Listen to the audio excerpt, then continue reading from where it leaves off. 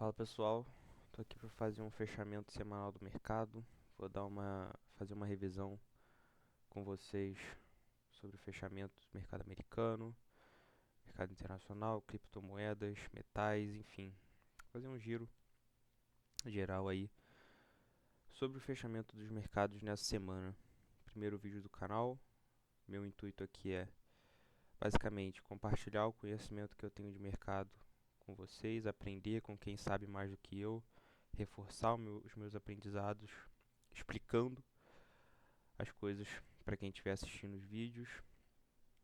É importante ressaltar também que nada aqui é uma recomendação de compra e de venda, eu não sou analista, eu não sou, enfim, consultor. É basicamente um vídeo com intuito 100% educacional e, enfim, caso vocês tenham algum feedback no final do vídeo, deixem nos comentários. Se alguém tiver alguma análise diferente da minha, quiser dar alguma opinião, quiser tirar alguma dúvida, fiquem à vontade para comentar, vai ser um prazer falar com vocês. Bom, começando pelos índices aqui americanos, tenho aqui o S&P 500, Nasdaq, Dow Jones e um ETF chamado RSP, que basicamente replica o S&P 500, porém ele dá um peso igual para todas as ações, independente do market cap. Então eu acabo achando uma análise mais interessante de ser feita, porque se a gente for olhar para a Nasdaq, por exemplo, as empresas de tecnologia, obviamente, têm um peso muito maior dentro do índice.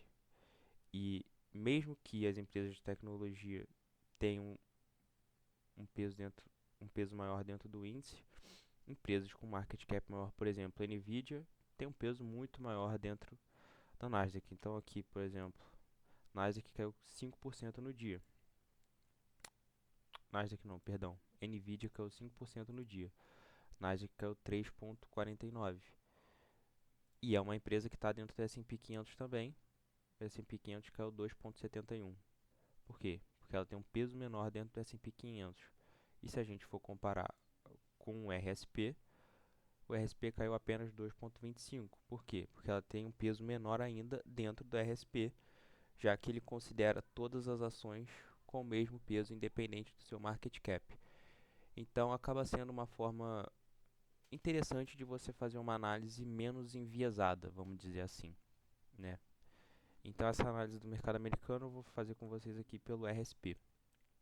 Basicamente, eu já tinha uma figura gráfica traçada aqui que se chama cunha, mas enfim, nomes de figuras gráficas pouco importam, o que interessa de fato é a interpretação delas, que basicamente mostra um afunilamento dos preços. Então, se vocês repararem bem, desde aqui do final de julho, basicamente o mercado vinha trabalhando num range cada vez menor, perdendo cada vez mais amplitude, diminuindo volatilidade, fazendo candles cada vez menores, com mais sombra, mais indecisão.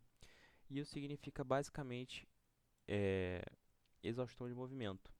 Como aqui o mercado estava subindo, significa uma exaustão de movimento altista. E isso basicamente já me fazia olhar para a possibilidade de um movimento corretivo. Óbvio que eu não esperava um movimento corretivo tão forte como hoje, um risk-off tão forte como foi hoje, mas essa leitura do mercado já implicava em a possibilidade grande de uma correção nos próximos dias. Bom, eu falei o termo risk-off, para quem não sabe, risk-off basicamente é um termo usado para caracterizar um mercado avesso a risco. Então você tem bolsas caindo, yields dos títulos americanos caindo também, significa que as pessoas compraram títulos, ou seja, buscaram defesa, buscaram segurança, e por isso os yields caem, porque para quem não sabe, os títulos americanos têm uma dinâmica inversamente proporcional. Então, se tem pessoas comprando títulos, os juros deles caem. Então, hoje, por exemplo, os juros do títulos de 2 anos caiu 1,89%. Significa que pessoas compraram esses títulos. E tem um dólar em queda também, DXY caiu 0,55%. Então, isso daqui basicamente caracteriza um mercado avesso a risco, um mercado com medo, um mercado em pânico. E falando numa perspectiva para a próxima semana, basicamente, assim, tecnicamente falando, É, esse cenário sugere uma correção, sugere, enfim, mais dias de queda, mais dias corretivos.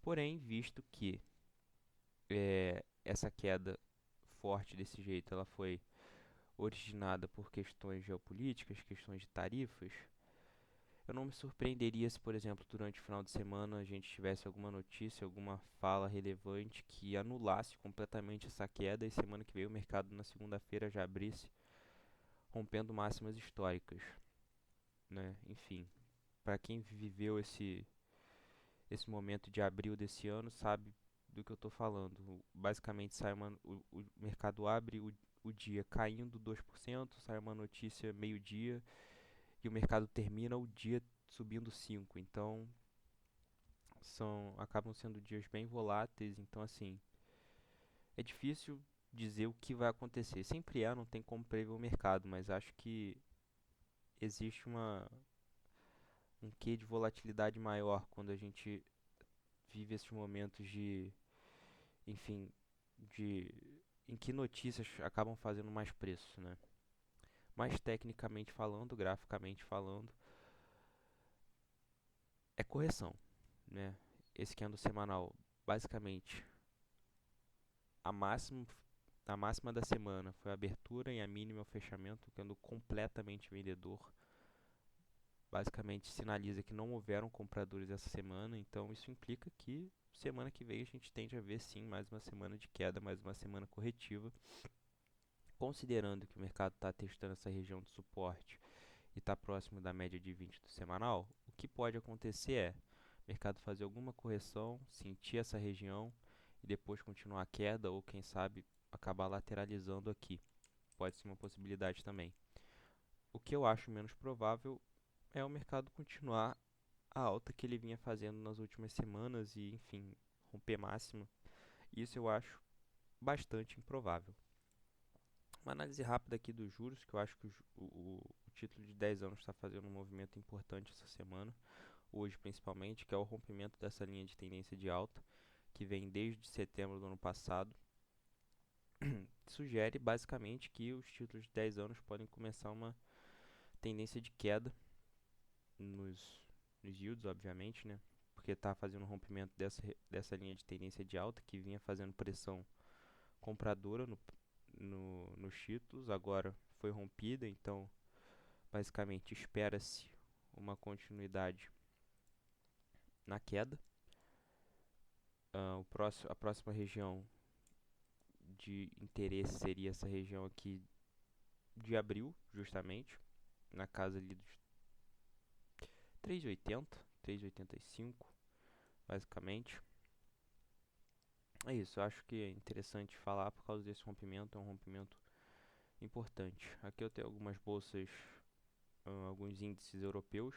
Esse é o DAX da Alemanha, que a semana chegou a violar a máxima histórica, mas hoje devolveu tudo e, enfim, agora está completamente lateral. Eu olho justamente para esse movimento dentro de um retângulo. A tendência agora é que ele volte a retestar essas mínimas.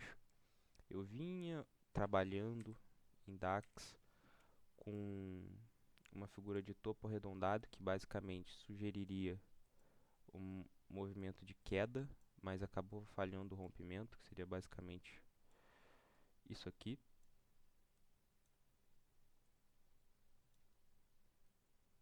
Né, que sugeriria um movimento de queda aqui para baixo, mas o mercado acabou, enfim, sentindo essa região aqui de suporte muito forte, não fez um rompimento, enfim, acabou falhando completamente esse movimento de queda. E agora eu olho para DAX como uma lateralidade. Então a tendência é voltar aqui para casa dos 23.300. Nikkei, um índice que fez um movimento importante essa semana. Eu não sei, enfim, explicar exatamente os acontecimentos lá na política do Japão. Peço perdão por isso, mas tecnicamente falando, o gráfico do Nikkei é uma tendência de alta clara, impecável. O mercado deu uma esticada essa semana, obviamente, porque segunda-feira só o índice já subiu 5%.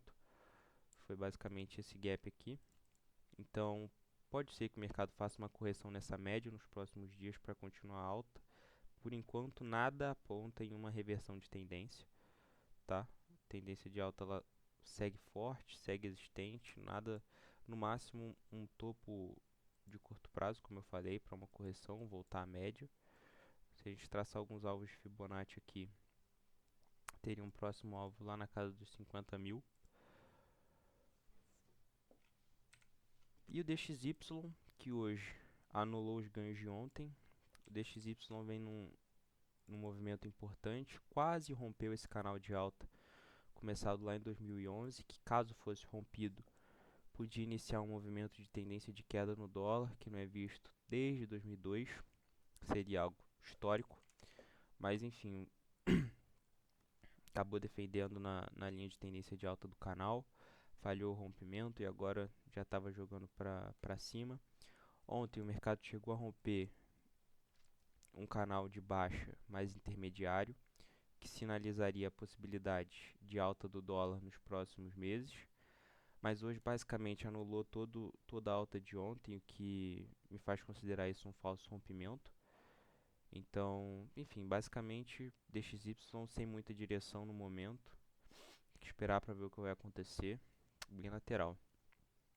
Petróleo já vem uma tendência de queda fraca e meio devagar dos últimos anos. Opa, perdão, aqui nos últimos anos aí já vem numa tendência de queda meio fraca, como dá para perceber nesse canal de baixo. E hoje fez um rompimento super relevante aqui na casa dos 61 dólares. Provavelmente vai vir testar essa região dos 55, que é a próxima região de interesse do preço, que é essa região de suporte com esses dois fundos de abril e maio. E não tem absolutamente nada para travar o preço até lá. E um candle bem parecido com o do S&P 500, né? Só queda sem sinal nenhum de compradores. Aqui os dois ativos que são talvez aí os principais destaques do ano, que foram os únicos que sobreviveram a essa queda de hoje, que é o ouro e a prata. O ouro que vem numa alta... Não, o ouro não, né? Na verdade, o ouro e a prata vêm de uma alta vertiginosa. Basicamente, os dois estão subindo reto, rompendo alvos. A prata fechou a semana no maior preço da história, rompendo máxima histórica, o maior fechamento que a prata já teve. Então, enfim, é um movimento bem forte. O ouro, todos os alvos que eu tinha traçado para o ouro, ele basicamente não sentiu, só rompeu. Tem um alvo traçado aqui pros na casa dos 4.100. O mercado quase cumpriu essa semana. Pode ser que cumpra a semana que vem. Enfim, os dois ativos estão esticados no curto prazo. Não estou falando que acabou o movimento do ouro, acabou o movimento da prata e agora vai reverter e virar uma tendência de queda. Não é isso, mas uma coisa é fato, os dois estão esticados no curto prazo, então eu não me... quando os dois fizerem uma correção, pelo menos até a média de 20 do diário, eu não vou ficar surpreso, na verdade é o que eu estou esperando já há algum tempo, mas o movimento, a tendência dos dois está muito forte, simplesmente nenhum dos dois metais corrigem. A platina e o paládio também fizeram movimentos super fortes aí, estão acompanhando, né? É o bull market dos metais. Enfim, a prata eu acho que a prata basicamente ela eu tenho um viés autista para prata, eu preciso admitir isso, mas caso a prata das últimas duas vezes que ela tocou essa casa dos 47, 50 dólares, na primeira vez ela corrigiu 92% e na segunda corrigiu 75%. Então assim, apesar de existir um viés autista para prata, autista para prata visto o movimento do ouro, enfim, se a prata corrigir e e falhasse o rompimento desse topo, também não seria algo surpreendente, porque até que a prata de fato comece a trabalhar acima desses 50 dólares, tenha fechamentos fortes, porque por mais que tenha rompido, o candle de ontem teve muita defesa vendedora e o candle de hoje também. Então, até que a prata comece a trabalhar acima dessa região dos 50 dólares com fechamentos fortes, fechamentos semanais acima dessa região, eu não fico surpreso se a prata corrigir, enfim, acabar passando mais algum tempo aí abaixo desses 50. E o ouro a mesma coisa para esses 4.000 dólares. São dois ativos que estão numa tendência de alta, mas no curto prazo estão esticados e tendem a corrigir a qualquer momento. nem que seja para um pullback na média de 20 para continuar alta, como eu falei. E aqui ativos que honestamente me deram um susto hoje, foram algumas criptomoedas aqui. Eu estava acompanhando o mercado até as 5, saí da tela, voltei às 6. Às 5 tinha um Bitcoin caindo 3%, Solana 8%, Ripple, para ser honesto, eu não lembro. Eu voltei, o Bitcoin estava caindo 10, Solana estava caindo 20, Ripple caindo 30, assim, eu tomei um susto. Mas enfim, o Bitcoin essa semana chegou a violar máximas históricas, chegou na casa dos 126 mil, mas falhou o rompimento. O gráfico semanal, pelo candle de semana passada, sugeriria sim mais uma semana de alta.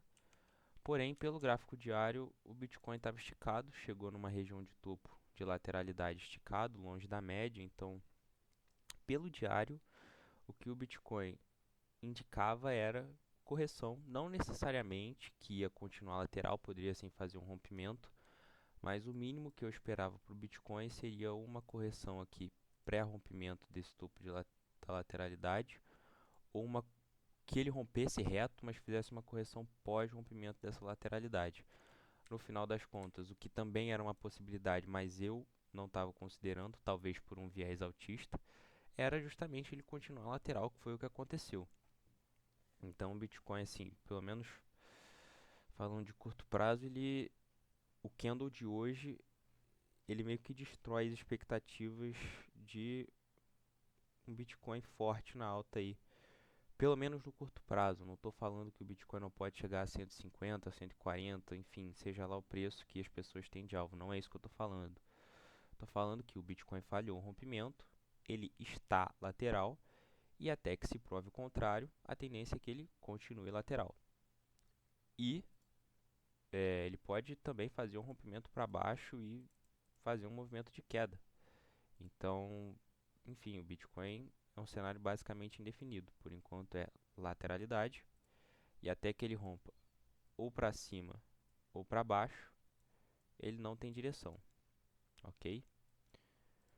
Solana, eu vinha monitorando essas duas linhas de tendência de alta, justamente porque o rompimento delas pode indicar um movimento mais direcional de queda para Solana. Enfim, o candle de hoje violou as duas, mas ainda não fechou e está defendendo, então não tem muito o que dizer por enquanto. Caso feche abaixo desse fundo, ele ativa um pivô de baixa, que pode significar mais queda. Mas se fechar acima dessa segunda linha de tendência de alta, para mim ainda existe uma possibilidade, mesmo que remota, Solana jogar para cima ou pelo menos ficar preso dentro desse range dessa linha de tendência aqui e essa linha de tendência aqui, afunilando até que rompa ou para cima ou para baixo, né? Então, Solana também um cenário indefinido no momento, porém com uma configuração um pouco diferente do Bitcoin. Enquanto o Bitcoin está lateral em um formato de retângulo, a Solana está lateral em um triângulo, afunilando os preços, né? Qual a diferença? Inclusive tem como passar um ensinamento sobre isso aqui para vocês, sobre esses dois tipos de lateralidade. Quando você tem uma lateralidade em formato de triângulo, a tendência é que o ativo deslateralize até que chegue o ponto de interseção entre essas duas linhas de tendência. Então, digamos que aqui está o ponto de interseção entre essas duas linhas de tendência. Teoricamente, Solana tomaria uma direção até, no caso aqui, 11 de dezembro de 2025. Significa que vai acontecer? Não. Mas, tecnicamente falando, pelos padrões da análise técnica, a tendência é que Solana rompesse para cima ou para baixo antes desse ponto em que as duas linhas se encontram. Já o Bitcoin, como está lateral em um retângulo, você não tem esse ponto de encontro entre duas linhas de tendência, ele pode ficar lateral aí o tempo que ele quiser, que uma lateralidade em formato de retângulo ela não tem essa implicação no tempo. Ripple fez um candle absurdo hoje, eu nunca tinha visto isso. Em todo o tempo que eu acompanho o mercado, chegou a cair 55%. Tudo isso dentro de uma hora, o candle de uma hora teve uma amplitude aqui de